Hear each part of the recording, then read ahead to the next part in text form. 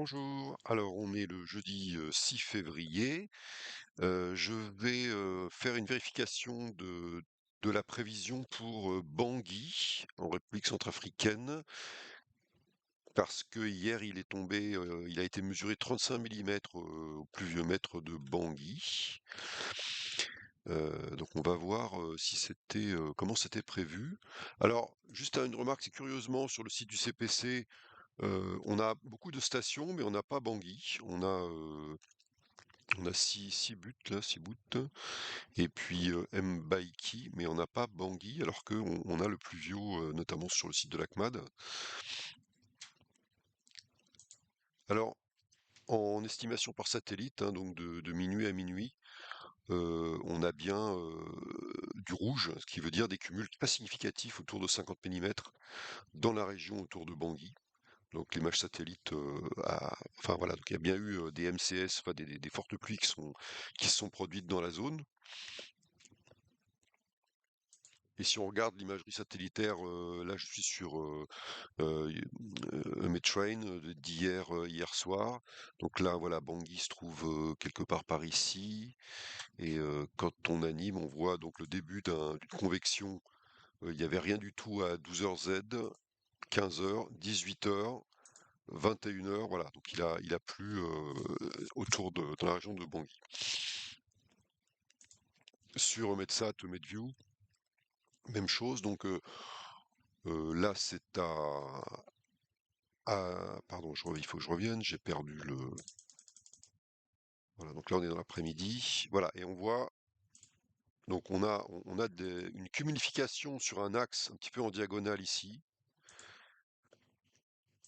On verra le lien avec le FIT, parce qu'en fait on a un ciel clair vraiment pas loin, mais on voit qu'il y a un axe préférentiel ici, en diagonale, qui passe par Bangui, avec un développement de cumulus, qui deviennent des cumulonimbus, et ensuite ça s'agrège en MCS. Bon, et là il fait nuit, donc on va passer en infrarouge. Voilà, mais on voit que voilà, dans l'après-midi, en fin d'après-midi, il y a eu un gros MCS dans la région de Bangui. Sur Agaduc, le produit du Safno Casting, même chose, je vais revenir à hier après-midi.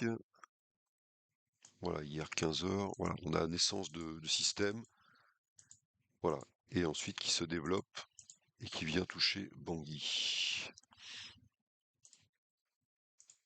Voilà, et puis ensuite, il faut faire attention, c'est-à-dire on a des intensités pluvieuses estimées à peu près à 50 mm/h, et dès que ça passe la nuit, dès qu'on est autour de 16-17 heures, on a un changement dans le signal, mais en fait c'est dû au passage du jour à la nuit. Donc là, il faudra voir avec les collègues de Madrid pour nous expliquer ça. Alors dans l'ANASIG, donc quelle était la situation? Là, je reprends l'ANASIG tracé par Météo France, disponible sur Misva. Voilà, donc Bangui est ici, c'est la NASIG de 18h UTC. Donc ce qu'il faut voir, c'est que le FIT est vraiment très près, on est vraiment très près du FIT. C'est ça qui est assez étonnant, c'est qu'on dit souvent qu'il n'y a pas de grosses pluies tout près du FIT, mais dans ce cas-là, on a eu 35 millimètres et peut-être plus localement, tout près du FIT, hein, qui était vraiment tout près de Bangui. Si on regarde le FIT dans le monde du modèle, donc hier, on retrouve bien ce FIT, voilà, juste au nord de Bangui, mais vraiment pas loin. Une autre façon de voir le FIT, c'est sur les cartes directement du centre européen, où ici on a le TD.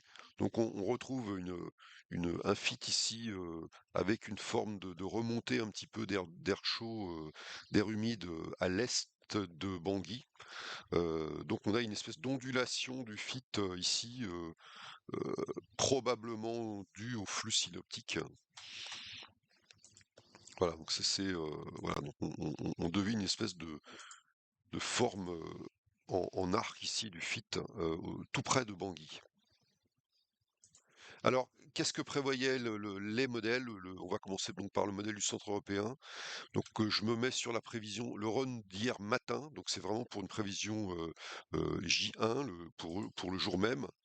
Et donc dans l'après-midi, le modèle faisait naître un petit peu de convection, voilà, vraiment côté RDC jusqu'à la frontière de la RCA. Voilà, un petit peu. Et ensuite, il faisait donc ça, c'est les plans 6 heures, il faisait disparaître complètement. Donc il faisait pas du tout de grosses pluies dans la région. Si je regarde en taux de précipitation, donc en intensité, on a aussi ce signal de petites averses de cumulus, et ensuite ça disparaît. Donc le modèle ne prévoyait pas du tout de développement de la convection profonde à cet endroit-là. Si je regarde en probabilité avec l'ensemble, alors si je mets par exemple probabilité d'avoir 10 millimètres, donc le run d'hier, 0 heure, pour la journée en 24 heures, voilà, on n'avait que quelques très faibles probabilités plus au sud, mais vraiment rien du tout du côté de Bangui, et en tout cas en plus c'est un seuil qui est assez bas. Si je mets le seuil 20 millimètres, j'ai vraiment rien.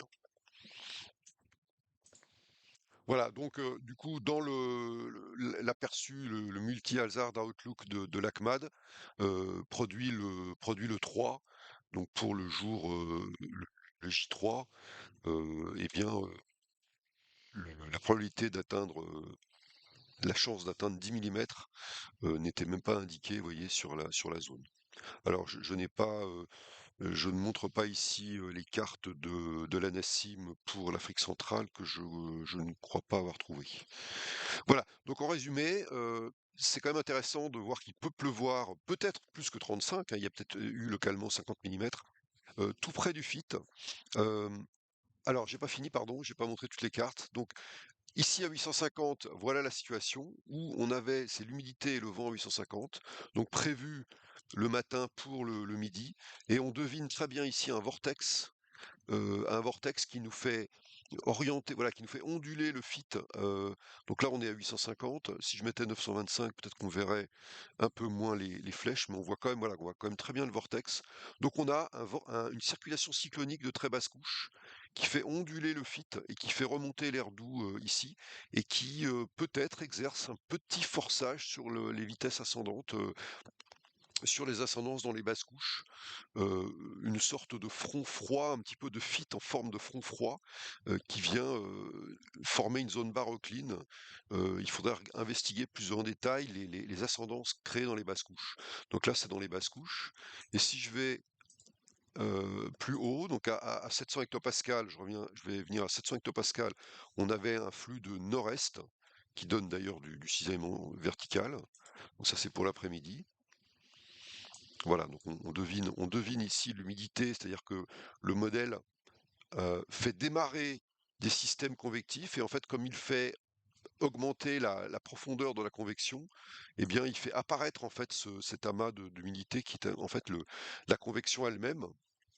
Donc il fait bien de la convection qui se développe. Là, je suis à 700. Voilà, là, je suis à 500. J'ai un flux d'est assez rapide. Et à 300, alors à 300, ce qui est intéressant, c'est on a une circulation cyclonique qui superpose à la circulation cyclonique des très basses couches. Donc on n'avait pas dans les couches moyennes. Donc on a le jet ici, là on est à 300, mais on a une circulation cyclonique sur la zone. Donc qui peut-être génère aussi des ascendances dans les couches supérieures. Voilà, et si on va à 250, on retrouve un Talweg ici sur la RCA, et à 200, à 200, on devine ici une diffluence qui est probablement de la divergence. Donc on a probablement une zone divergente en altitude qui favorise bien les ascendances dans les couches supérieures. Voilà, donc c'est toujours intéressant d'essayer de comprendre pourquoi il a plu, donc de faire de l'analyse. Avant de faire de la prévision, il faut faire de l'analyse météo, comprendre ce qui s'est passé, essayer de trouver des marqueurs, c'est-à-dire des champs de modèles qui vont expliquer, qui seraient explicatifs de ce qui s'est passé, et ensuite voir si les systèmes numériques sont capables de reproduire ça. À partir des ingrédients qu'ils ont prévus, est-ce qu'ils sont capables de faire de la pluie? Alors, manifestement non, là, pour l'instant, là, elle n'était pas prévue. En tout cas, dans ce qu'on a vu comme dans le modèle européen ici, et dans le multimodèle qui est utilisé dans le cadrage, les produits d'orientation de l'ACMAD. Voilà, merci.